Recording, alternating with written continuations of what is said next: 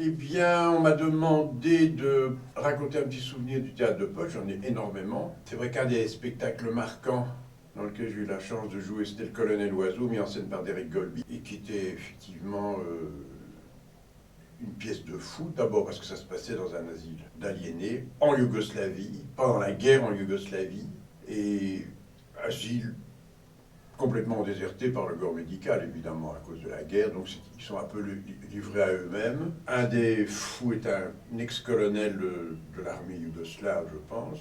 Et suite à un parachutage erroné de l'OTAN, ils ont reçu du matériel de guerre.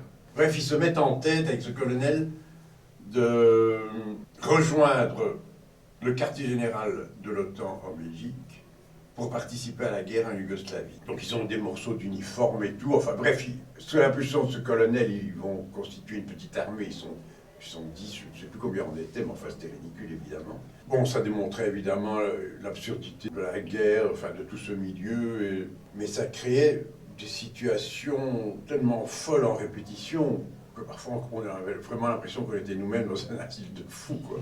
Surtout qu'il y avait un ancien soldat d'armée rouge qui avait été un peu recueilli par Roland, quand il était donc encore directeur à l'époque, qui chantait merveilleusement bien, c'est vrai, il avait une voix superbe, et il était censé nous donner un peu cours de chant, mais comme il venait de l'ex-Union soviétique, c'était plus le drill militaire que du chant, donc on devenait tous dingues, parce que il nous traitait vraiment comme de la merde, et ça insupportait certains d'entre nous.